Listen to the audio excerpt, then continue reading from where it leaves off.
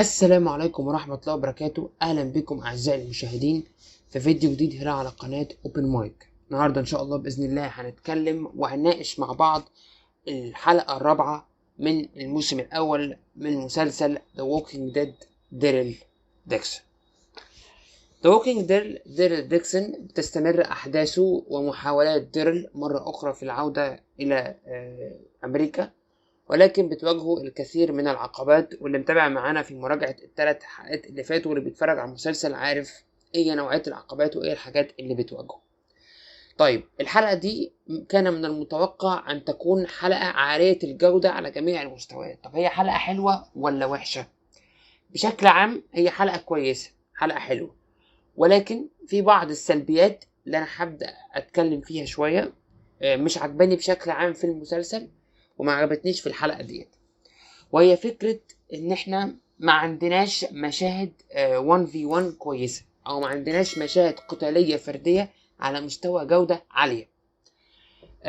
زي ما قلت في الحلقات اللي فاتت، ابطالنا الرئيسيين بتوع المسلسل لم يتم تعرضهم لخطر حقيقي، والفيلنز اللي بيتم تقديمهم في المسلسل ليسوا على الخطر الذي نشعر به ان والله احنا خايفين على ديريل، خايفين على لوران، خايفين على ابطالنا من الجروب ده او من الناس دي، بالاخص ديريل.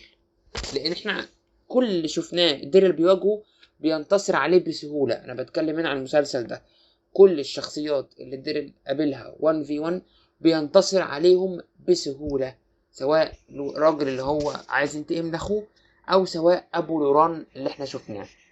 فللأسف المسلسل بيفشل في تقديم شخصية قادرة على إعطائنا مواجهة رائعة ما بينه وما بين ديريل، سواء على مستوى الجروبات أو على مستوى الفرديات.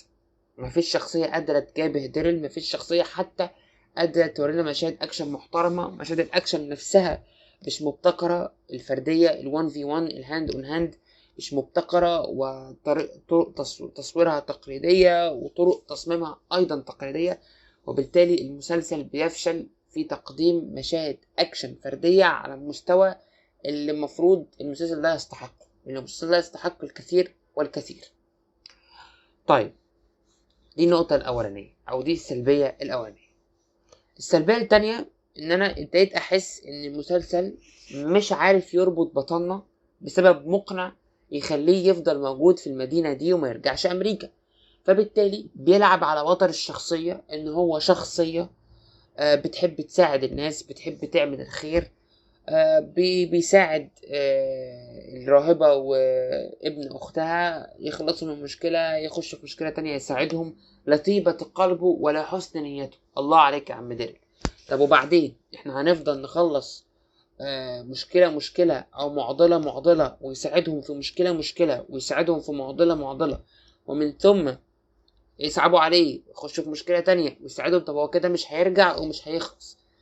شخصية ديريل شخصية يعني مفروض من اللي شافه يكون فيه حتة أنانية شوية، مفروض من اللي شافه يكون فيه حتة مساعدة للنفس شوية، مفروض من اللي شافه ياخد قرار تعسفي شوية. لأن أنا بقيت أحس إن المسلسل بقى يستخدم شخصيته الطيبة والكويسة في إن هو والله أنا هساعدكم لحد ما نوصل لإيد. طب وبعدين أنا كده مش هرجع، كده أنت مش توصل اللي أنت عايزه، كده أنت عمال تساعدهم وتساعدهم تخش في مشاكل وصراعات.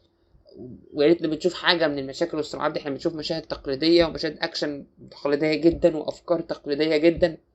يا ريته حتى ما بينتجش عن ده ان احنا بنتفرج على مشاهد اكشن محترمه او افكار محترمه او بنشوف فيلنز محترمين.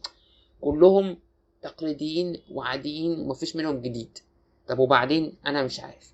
دي النقطتين السلبيتين اللي من وجهة نظري شفتهم في المسلسل بشكل عام وفي الحلقة دي بشكل خاص. طب الحلقة دي هل فيها إيجابيات؟ أنت بتقول الحلقة دي حلوة، هي فيها إيجابيات. أول إيجابية الريتم السريع، وده ما كانش موجود في الحلقة التانية وما كانش موجود في الحلقة اللي فاتت. المسلسل في الحلقة دي بيعود للريتم اللي تم تقديمه في الحلقة الأولى، وإن ريتم الأحداث بتاعتنا سريعة، ريتم الشوتس أو اللقطات أو المشاهد بتاعتنا سريعة، الحلقة بتاعتنا كلها رتمها سريع، فبالتالي ما بتحسش بملل. وعلى فكرة الريتم السريع يا جدعان مش مرتبط بمشاهد الأكشن.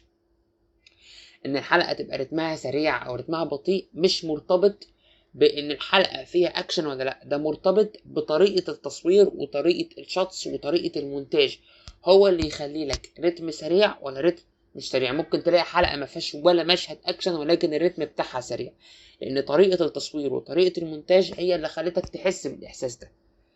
فالحلقه دي رتمها سريع نظرا للتصوير والمونتاج اللي كانوا اكثر من رائعين. واحب ابرز ان المسلسل في حته ايجابيه حلوه كده بعيدا عن تفاصيله واحداثه، ان هو حابب يظهر باريس ويوريك الدمار اللي حصل في باريس، ويوريك يعني احنا شويه مختلفين عن امريكا. معظم وقتنا اللي كنا بنقضيه في امريكا مع ذا ووكينج ديد ما كناش بنبقى في المدن، كنا بنبقى في الاماكن الغابات الحاجات دي. لكن احنا في ديد سيتي شفنا المدن، وفي اول حلقه في ذا ووكينج ديد شفنا المدينه، وفي المسلسل ده احنا بنستعرض باريس بمعنى كلمة باريس، مش المناطق النائية، مش الغابات، مش الأماكن اللي مستخبين فيها، لأ، باريس باريس برج إيفل ميدل تاون، الأماكن اللي فيها أو اللي كانت مشهورة في باريس حصل لها إيه وإيه اللي حصل لها. ودي من الإيجابيات أو من الحاجات الكويسة اللي في المسلسل، اللي قد لا تكون ليها علاقة بالقصة قوي ولكن ليها علاقة بإبراز المدينة وإبراز العالم اللي احنا فيه، أو وارد انها تكون علاقه بالقصه يعني حسب بقى الاراء والشخصيات. في شخصيه ممكن تقول لك لا دي مالهاش علاقه بالقصه، في ناس تقول لك لا دي علاقه. انا شايف ان هي ليها علاقه بالقصه بصراحه، وان ضروره ان هو يوريك العالم بقى عامل ازاي في المدن الاخرى بدون ما يمط او ياخد من الحلقه، لا، في احداثنا او في الطريق اللي احنا ماشيين فيه. مشاهد الاكشن كمان من الايجابيات اللي عجبتني، ان المشاهد الاكشن الخاصه بالجروبات او بالجمعيات في المسلسل كله معموله كويس. برضه مش هقدر اقول ان هي رائعه زي ذا ووكينج ديد او فيها ابتكار ما شفناهوش في ذا ووكينج ديد، ولكن معموله بشكل كويس، فيها افكار كويسه وبتطبق بشكل كويس وتنفيذها بشكل جيد، مش مبهوئه، مش عشوائيه، مش اتمنى الاهتمام بالمشاهد الاكشن الفرديه في جميع الحلقات، في الحلقتين الجايين، هم فاضل حلقتين اصلا، وفريك عن ميشون في مسلسل ريك عن ميشون. واتمنى تقديم فيلن محترم، سواء فيلن على مستوى الشخصيه او فيلن على مستوى الجروب.